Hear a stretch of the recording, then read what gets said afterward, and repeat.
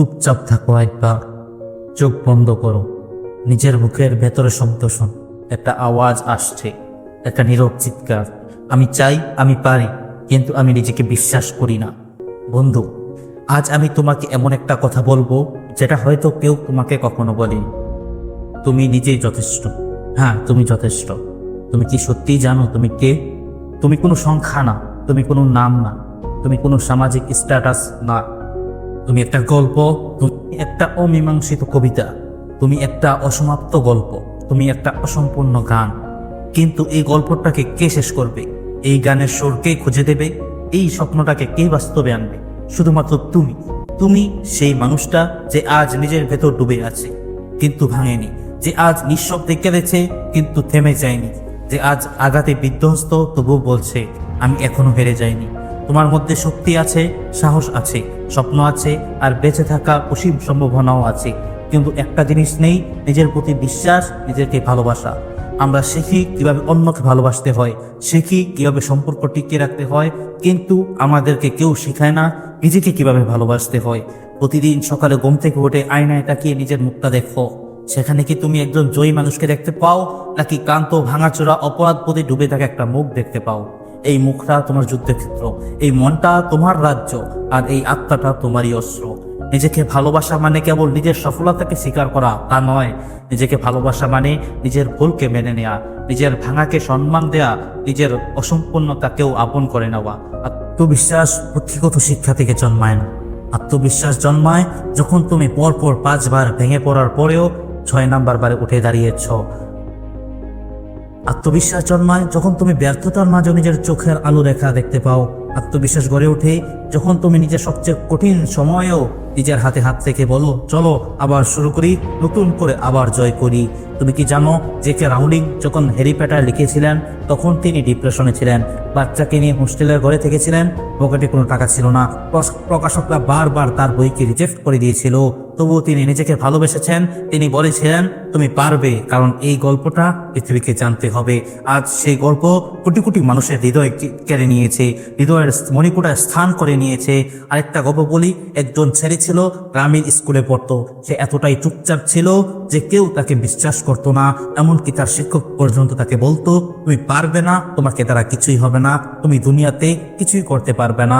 কিন্তু সেই ছেলেটা তার মনের কথা শুনেছে, সে জানতো সে পারবে, এবং সে তার নিজেকে মনে মনে বারবার বলতো আমি পারবো, কারণ আমি আমার ভেতরের আগুনটাকে বিশ্বাস করি। আজ সে একজন সফল উদ্যোক্তা, হাজারো মানুষের অনুপ্রেরণা। তুমি পারবে তুমি যদি নিজেকে ভালোবাসতে শেখো, তুমি পারবে যদি তুমি বুঝতে পারো তুমি অন্য কারোর মতো হতে আসনি। তুমি এসেছো আলাদা একটা গল্প লিখতে, আলাদা একটা ইতিহাস রচনা করতে। তুমি হবে সেই ইতিহাসের রাজা, আর তুমি হবে সেই গল্পের প্রধান চরিত্র।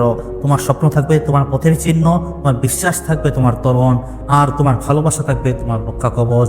তুমি যদি আজ এই মুহূর্তে নিজের চোখে চোখ রেখে বলতে পারো আমি যথেষ্ট, আমি স্বয়ংসম্পূর্ণ, আমি পারবো, তবে পৃথিবীর কোনো শক্তি তোমাকে থামাতে পারবে না। স্টিভ জবস একবার বলেছিলেন your time is limited, so don't waste it living someone else life. আর আমি বলি তোমার সময় খুব কম, তাই নিজেকে ভালো না বেশে নিজেকে নিয়ে সন্দেহ করে সময় নষ্ট করো না। নিজেকে ভালোবাসতে শেখো, নিজেকে বিশ্বাস করো, দেখবে তুমি পৃথিবীতে এক অনন্য সাধারণ কীর্তি করবে।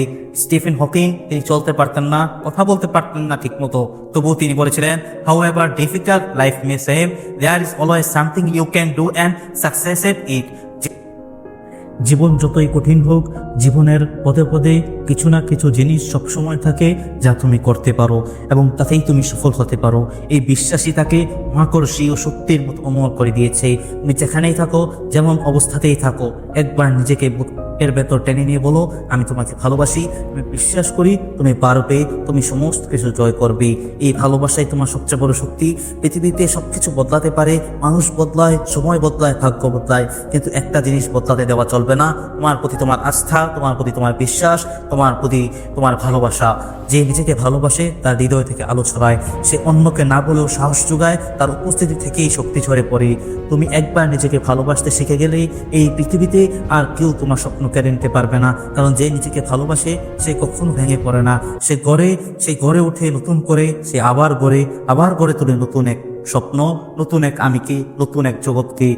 নিজেকে ভালোবাসো, নিজেকে ক্ষমা করো, নিজের হাত ধরো, আবার আবার নতুন করে শুরু করো। কারণ তুমি নিজেই তোমার সবচেয়ে বড় অলৌকিকতা। তুমি পারবে, তুমি পারবে, তুমি সমস্ত কিছু করতে পারবে। কারণ তোমার জন্মই ছিল একটি বিজয়ের মাধ্যমে। তুমি পারবে, তুমি যথেষ্ট, তুমি অদ্বিতীয়, তুমি অপরাজেয়। তুমি নিজেকে ভালোবাসতে শেখো, জীবন বদলে যাবে। আসসালামু আলাইকুম রহমতুল্লাহ। প্রিয় অডিয়েন্স, যদি আমার এই ভিডিওটি আপনার কাছে ভালো লেগে থাকে তাহলে অবশ্যই আমার চ্যানেলটি সাবস্ক্রাইব, লাইক করতে ভুলবেন না। আসসালামু আলাইকুম রহমতুল্লাহি ওয়া বারাকাতুহু।